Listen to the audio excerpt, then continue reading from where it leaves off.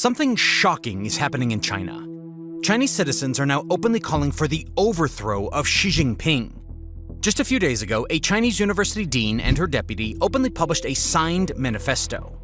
In this manifesto, they called for Chinese students to rise up and topple the government of Xi Jinping, much like the Tiananmen Square protests of 1989. The manifesto warns students that if they don't stand up today, they will become another victim of history tomorrow.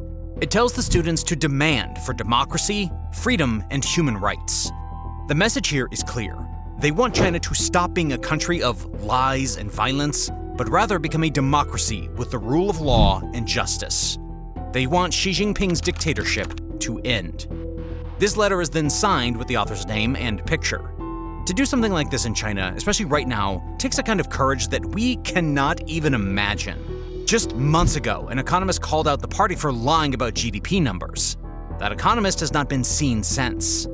These professors are openly speaking out against Xi Jinping, and it's impossible to overstate that this does not happen in a country like China. Last time Chinese students asked for democracy and the rule of law, the CCP brought out tanks and massacred its own citizens. Thousands of students were killed for wanting freedom, and worse yet, the party erased their memories from Chinese history. According to the CCP, nothing happened on June 4th, 1989. In fact, Xi Jinping is still spending billions to rewrite the history of that night. Here is a pro-CCP account lying about how it was Americans who were killed at Tiananmen. Sadly, this fake history got 500,000 views on Twitter, and that's because CCP bots promote this content that pushes the CCP's narrative. When we tried covering the true story of what happened that night, our video was heavily downvoted by CCP bots. Because of that, it got less than 50,000 views. That's why, if there's any video where I need your help the most, it's this one. If you guys can please take a second and hit that like button and subscribe button down below, it truly does help us defeat the CCP bots. And if you think more people need to learn the truth about the CCP, then please share this on your social media accounts. Let's go over how the CCP killed democracy in China. Now, most of you likely know what happened on the 4th of June, 1989. But the story of how the CCP got there is one that's getting lost in history. The story that the CCP wants the world to forget. A story they have already erased from Chinese history. To truly understand how we got to June 4th, 1989, we actually have to back up to when Mao died. Now, for those of you who are not familiar with Mao, he was the founder of the CCP and also the first chairman of the party. We can actually make a video on just his life, but for today, I'm just going to focus on the parts that are important to this story. Mao was a big ol' communist. He truly loved communism, even though his policies killed tens of millions of people. In fact, his economic plans were so bad that he had to resign as chairman of the country in 1959. But he continued causing problems for people who tried to stir the country away from his failed policies. And that's how we got the Cultural Revolution. That, again, deserves a video in itself. Mao used the students in the country to kill and root out many opponents. Basically, people who didn't want his brand of communism, his authoritarian communism known as Maoism. This is important, as students will play a big role later on, too. So when he died, things changed, and they changed fast. This guy came into power, Deng Xiaoping. When compared to Mao, he was like Adam Smith. He wanted China to open up, embrace more capitalism, and become a rule of law country. He went to Singapore and noticed how fast the country had improved. It had gone from a third world country to a first world country in just a few decades. Best of all, he was ecstatic to see that it was not a capitalist, free speech, and democracy-loving place like the USA. It was still an authoritative regime, but one that was rich and successful. Deng wanted to do the same with China. He famously said, "It doesn't matter whether a cat is black or white, as long as it catches mice." Meaning, he wanted the economy to work, and that's the only goal. It doesn't really matter how it works. He was not concerned with making sure that government actions fit within a predetermined definition of communism or socialism. He was far more concerned with the question of, does it work? If something works somewhere, well, let's try it. And if it's fine in China, let's continue it. If it doesn't work, toss it out and let's try another one. That's how Singapore became successful. And that's how Deng wants China to be successful. An important note is that Deng wanted just economic reforms, not political ones. People were not about to get freedom of speech and democracy, no. But there were people in the party who wanted more. Meaning they wanted political reforms, more transparency, and all that Western BS like democracy. One of the people was Deng's own protege, Hu Yaobang. Deng and Hu had been jailed together multiple times before and during the Cultural Revolution of Mao. They trusted each other. So in 1981, Deng made Hu party general secretary, second highest position in the party after Chairman Deng. They worked closely together to bring all the changes that China went through during the 1980s. They both also wanted to set up a generational change system in the party so leaders at the top don't cling to power until their last dying breath. They wanted young leadership involved in the decision-making process and older leaders to retire at an appropriate age. But the speed at which they both wanted this differed greatly, and this is where the problem started. Deng believes this process would take 10 to 15 years to fully implement. He was 82. He didn't think he would live to see the end of it. This didn't mean he didn't want to start the generational change system. He was actually happy to retire at the next Congress. But he knew others would not be on board so quickly.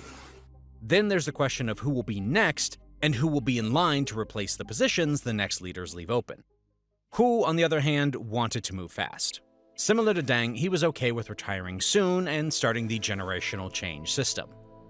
In fact, he had already picked out young leaders who should become part of the CCP. Others in the party who weren't on board with retiring yet saw this move as a bit opportunistic by Hu. They believed that he just wanted to increase the power of his faction, a faction that favored more openness and transparency, while other people didn't want to give up this power quite yet. Hu didn't realize that Deng was not as sure of the generational change system as he was. Deng wanted it, but he still had other people in his ear saying it's not a good idea. Things may be moving too fast. One of those people was Li Peng, who also had a close relationship with Deng, but, like Hu, was quite opposed to his viewpoints. This is the beginning of the conflict that starts within the CCP, that eventually leads to what happened at Tiananmen Square, but I'm getting a little bit ahead of myself.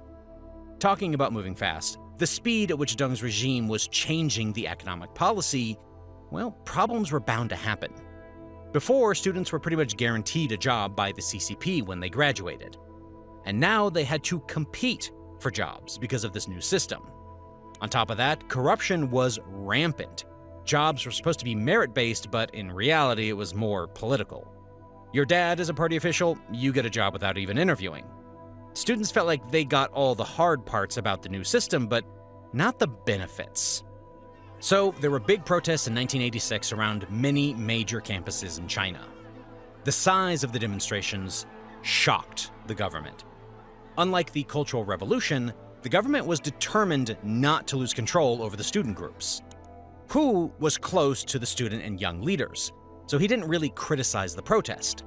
On top of that, one of his job responsibilities was to stop any opposition against the new CCP's policy, which he also didn't do because he kind of agreed with the students. They wanted more freedom and more fair structure in the economy. They wanted reforms even faster. And so did he.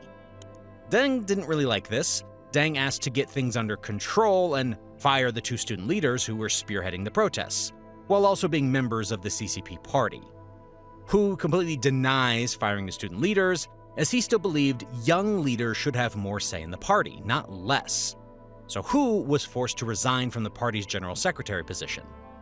This was a big change, since Hu was in line to replace Deng as the party leader, and now it's Zhao Ziyang who takes Hu's place as general secretary. Li Peng was now the party premier, third highest position in the party. But he was still part of the inner circle, as he retained his seat in the Politburo Standing Committee. One thing Deng didn't realize yet is that Zhao actually also kinda agreed with Hu and student leaders. He wanted the party to move more towards liberal policies, while Li Peng was still a staunch red-blooded communist who believed in Mao's way of doing things. The infighting among the top leaders is about to get even worse, as we will soon see. On top of forcing Hu to resign, the party also forced him to publicly criticize all the mistakes he has made, like pushing for freedom and democracy. It was a move to humiliate him and weaken his supporters. Unfortunately, the public, especially the students, saw this as what it was. Instead of hurting Hu's reputation, it actually strengthened the loyalty among his supporters. Hu became an example of a man who refused to compromise his convictions in the face of political resistance, and who had paid the price as a result. Though he maintained his position in the Politburo, it was mostly just for namesake. He had no real power after this. Pace of reform slowed down even more, especially political reforms. Deng and other party members became even more cautious of not giving power to anyone remotely like Hu. 2 years later, on April 15, 1989, Hu started feeling dizzy during an official meeting, asked to be excused for a minute, and as he was walking away, he collapsed to the ground with a fatal heart attack. One of the most powerful and popular leaders just a few years ago had just died. Students and workers alike felt that they had just lost their hope for freedom, their hope for democracy. So they took to the street to mourn Hu's death. As the darkness of the night set in, mourning turned to protesting. Students started shouting slogans in favor of freedom, democracy, and the rule of law. At some universities, students started signing petitions to demand that the party hold a state funeral for Yaobang to the highest standards. By the next morning, news had spread everywhere in China. People were starting to gather at the monument to the people's heroes in Tiananmen Square to mourn the passing. It was still a small crowd at the square, maybe 100, 200 at most, but many state newspapers published pictures and reports from this gathering. Now, this seemed like a normal thing. Some angry people, but mostly just people grieving. Well, the CCP didn't like this reporting. They thought the newspaper covering the story is just going to push more people to go to the square and mourn. Li Peng, China's premier at the time, wrote, "The consequences will be chaos in the social order." Little did he know what was about to happen. Whether it was papers or it was the CCP being unhappy with the papers, the next day, 600 people marched to the square. The CCP saw the growing support, and the funeral committee decided to announce the highest-level funeral for Yaobang, where 4,000 people would be allowed at the viewing ceremony and 100,000 people at the memorial ceremony the next day. After the announcement, Premier Li Peng comes in and says no to the 100,000 people gathering. Letting the masses pay their respect to Yaobang's remains will inevitably cause even greater chaos in society. Clearly, this seemed like too much to the students. The party isn't even letting them mourn the death of their beloved leader, one who was also a high-ranking member of the party. In response, universities around the country started putting up posters to tell the public that they should just go to Tiananmen Square to pay their respects. Posters also included suggestions like autocratic politics should be abolished, a new democratic political order should be established, and there should be a review of major mistakes made during the 10 years of reform, with those responsible to resign. Basically, the message was, go to Tiananmen Square and we will change China. And people actually started going. Thousands of students from many different universities marched overnight to the square, then went to the entrance of the Great Hall of China and demanded to meet Premier Li. They had 7 demands for him. The major one being, affirm Hu Yaobang's views on democracy and freedom as correct. Someone took these demands to Li Peng, and Li took them to Zhaoqiang. Here we see 2 factions forming already in how to respond to the crowd that seems to be growing exponentially at Tiananmen Square. Li is an old-school communist. He wants to stop the mourning before things get out of hand, while Zhao wants to let people be as long as there's no breaking or looting. As we will learn in the coming days, Xiao is in fact a lot closer to Yaobang's school of thought. He wants these students to have freedom and stuff, while Li wants to control every little thing and crush any sign of rebellion the moment it happens. At the end of the day, students are left to be, while police are instructed to keep a close eye by Li. He orders them to squash anything problematic as soon as they catch it and before things get out of hand. By the next day, the crowd had grown to 10,000 people at the square. In just 4 days, it went from 100 to 10,000, and it will just continue going up. From now on, we will have a counter of the rough number of protesters with the date here on the screen. The next day, something quite inciting happened. Some police officers patrolling around the square found 3 students alone, and they started just roughing them up. In return, students chanted things like, "They will take down the dictatorship. To want freedom is not a crime." This led to cops really beating up the students so badly that one of them fell unconscious. This news spread like wildfire and rejuvenated whatever momentum the protest was losing. Many more universities decided to take part in the protest and march to the square. Student leaders also said that if the CCP doesn't respond to their 7 demands soon, they will start calling on workers, farmers, intellectuals, and other people from all walks of life to support the demonstrations. As the sun set on the 21st of April, more than 50,000 people were at Tiananmen Square. Worse yet, the Yaobang Memorial was the next morning, and police were ordered to clear up the streets for the vehicles that were expected to arrive. The country's top leadership like Deng Xiaoping, Xiao, and Li Peng are expected to attend. It seemed like an impossible task. By midnight, the number had grown to 400,000 people, as students from all universities had come for a memorial service. This was the first large-scale, unofficial demonstration that had happened in China since the establishment of the Chinese Communist Party in 1949. The military commissioner actually just had to come out and negotiate with the student leaders to clear the passage for guests for the memorial, as the force wasn't going to work against nearly 500,000 people. Luckily, an agreement was made and students were guaranteed mourning in peace, and they were in return expected to maintain order. The morning of the 22nd, the memorial went as planned. The crowd was so big that everyone couldn't enter the square. The line stretched as far as 10 miles or 16 kilometers from the gates, as everyone arrived to pay their respects.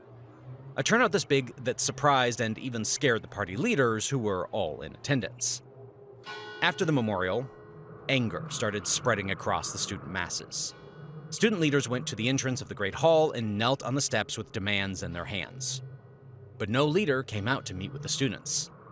This in turn made the students more angry, and the crowd started roaring. There was a wave of rioting in the square.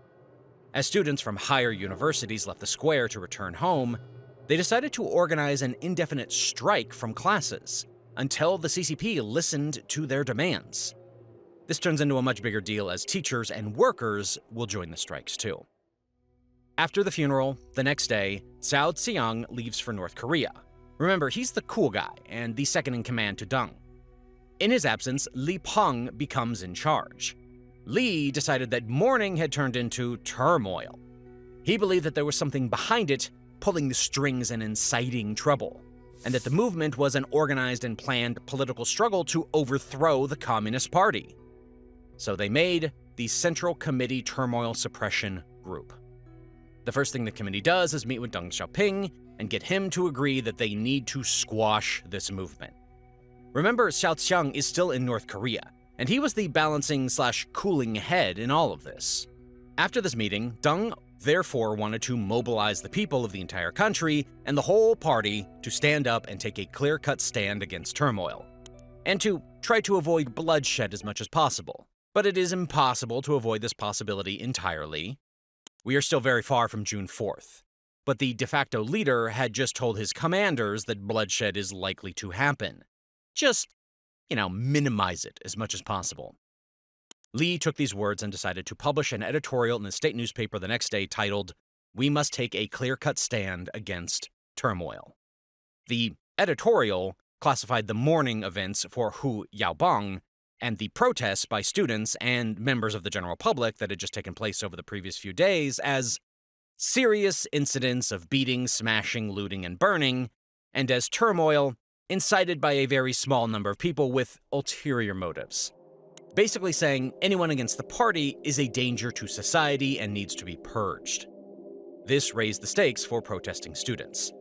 They are now being called traitors for trying to improve the country and uproot corruption. They are trying to follow in Hu Yaobang's footsteps, and the party is saying they need to be purged. This April 26th editorial turned what was, so far, mostly mourning and anger into full-on protest. Student leaders went public, now calling for everyone to take to the street and condemn the editorial. In return, the party announced that the commemoration of Hu Yaobang had ended, and more demonstrations moving forward would be illegal. Many students decided to march on April 27th anyway, knowing full well it might be their last march. A huge majority of those who marched had written their final testament, a death note, and left their dorms before marching. Many contained words to the effects of, "I'm heading out tomorrow, and I'm prepared not to come back. I hope future generations will remember why we made this sacrifice." The April 27th demonstration had so many people that it had now become the biggest since the founding of the CCP. Protests were happening all across the country, but by far the largest ones occurred in Beijing. Students from all the universities decided to march to Tiananmen Square while people lined up on the roads to cheer them on. Roughly 200,000 students joined the march to the square, and more than 1 million people lined up to cheer them on. And even with such huge numbers, there was still no conflict. The army was brought in to stop the protesters, but students started chanting slogans like, "People's Army loves its people." In the end, the army did not have the numbers to stop the demonstrations, probably didn't have the will either. Now, the foreign press is covering the protests, and that's how big things are getting. There was so much pressure on the party that it had to let the state news media report on the demonstration because the public was getting angry about the news suppression that was happening over the last few days. This kind of tied Premier Li's hands, and he had to instruct officials to start a dialogue with the students. In reality, this dialogue attempt was really all just for show. The party refused to talk with actual leaders, instead just pretended to listen to the students who had their demands handwritten by the party officials themselves.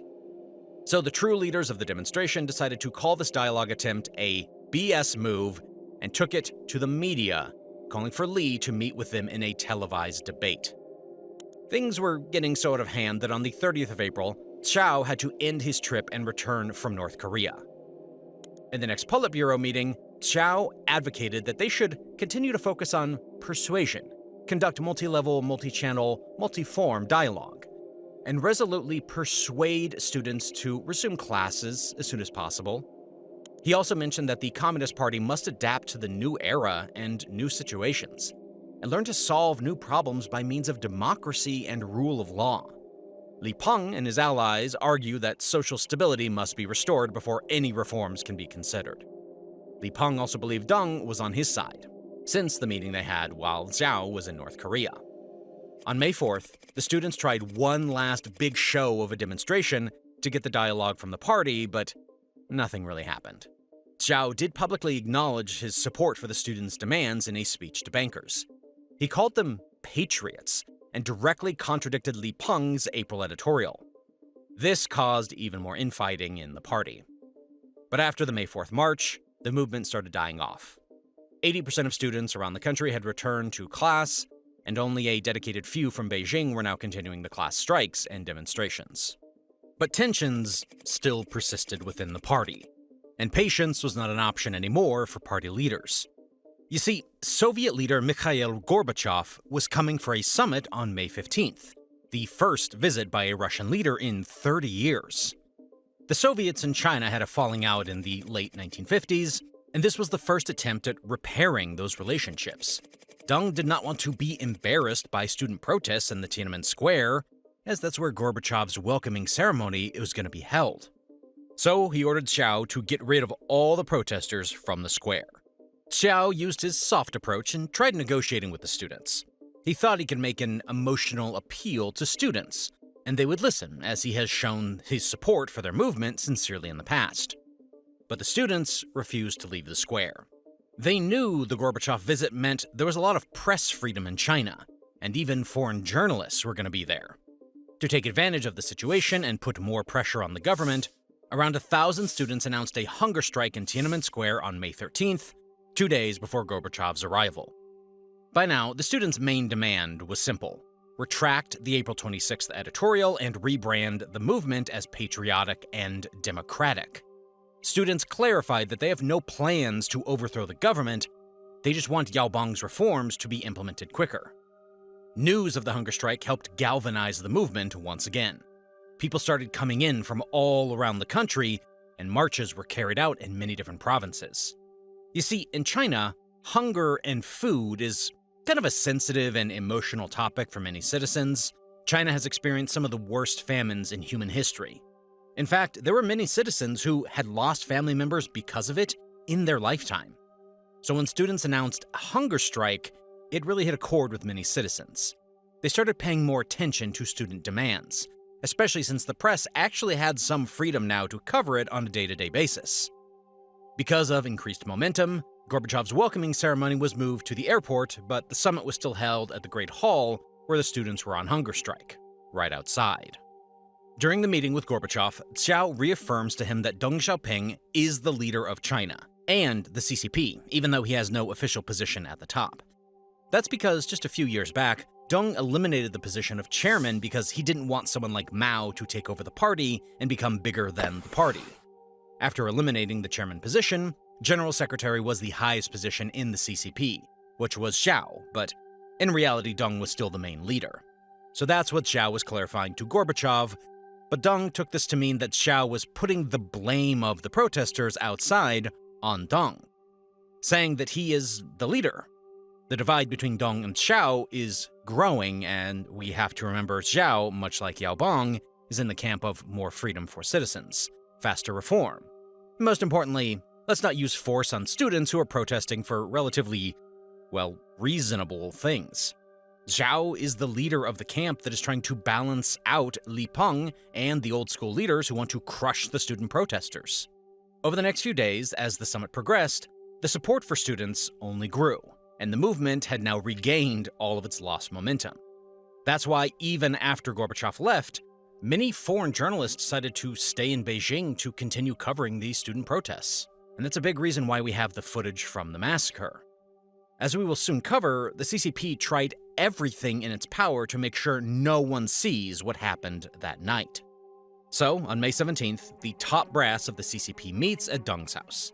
Here, Xiao is saying, let's just retract the editorial. That's all they're asking for. It's not even that big of a deal. But now Deng is fighting against Xiao, not just Li Peng. Deng says that Xiao made a mistake publicly supporting the students and telling them their demands are reasonable. Now, they know there is division in the CCP, which gives them even more power. So Deng decides that there is no other options but to declare martial law and send in the military.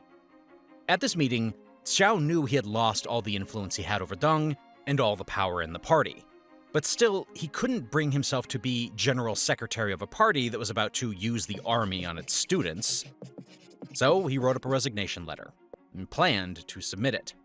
He was moments away from submitting when someone close to him convinced him to not do so, as that will only escalate the situation and likely make matters worse for the students and his family. So, instead of resigning, he takes a leave of absence from the party during a meeting. He tells his colleague before leaving that his life mission ends here.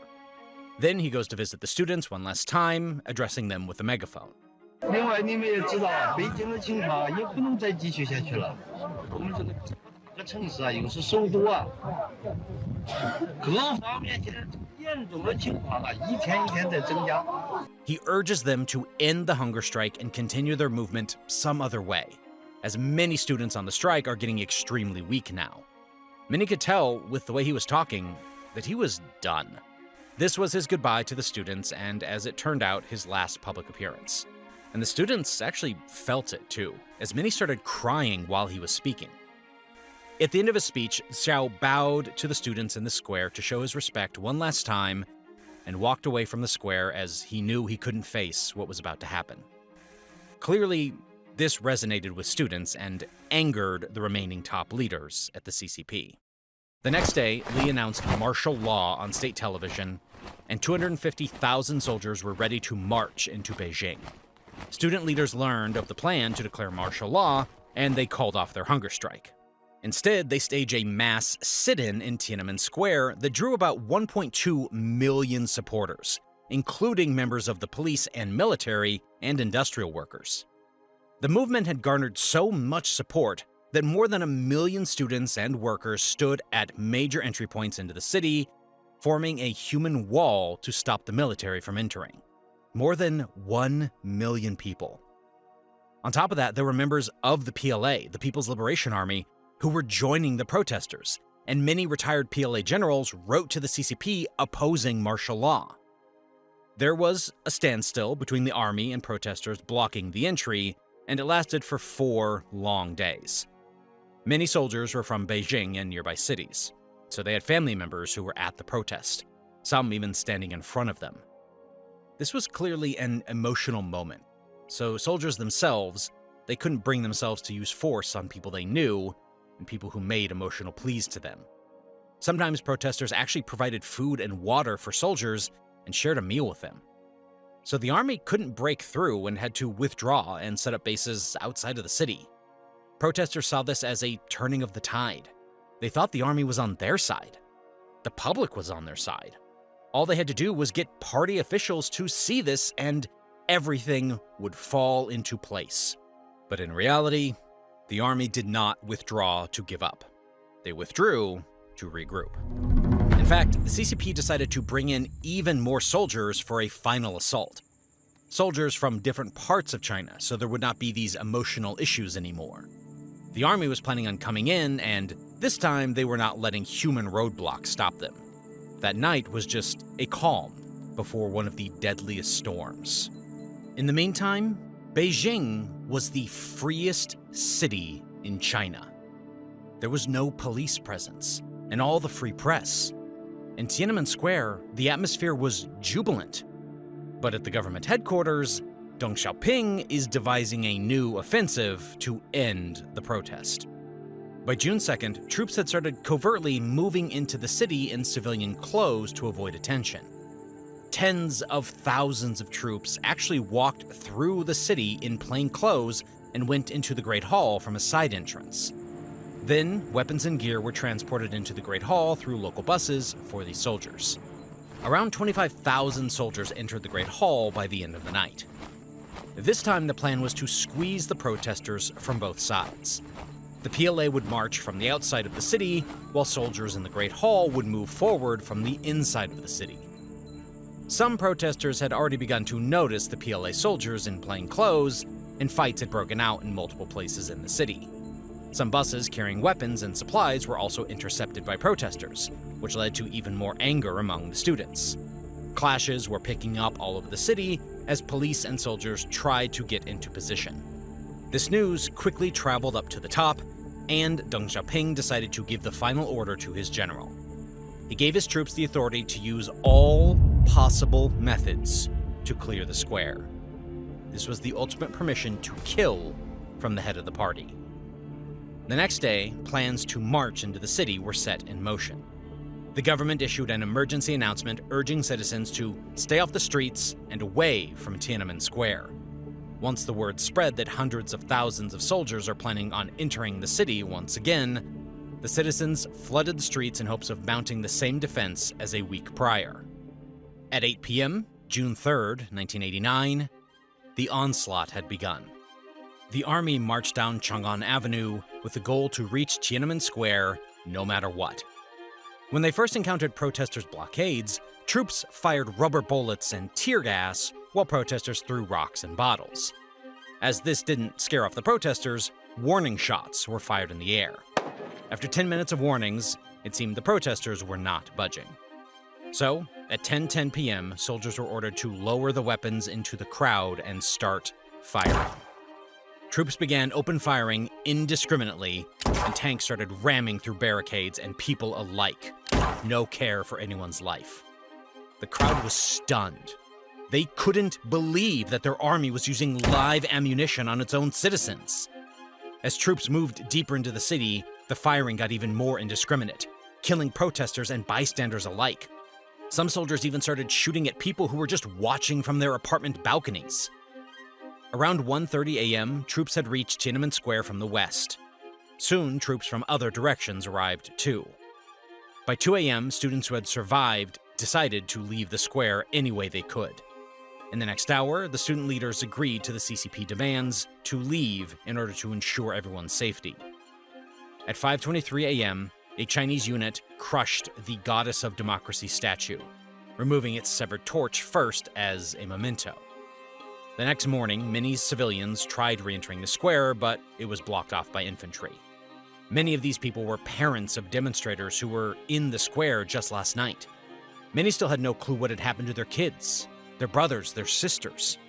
Everyone was panicking as they could see bloodshed and bodies on the side of the roads. This is where the famous tank man scene is from.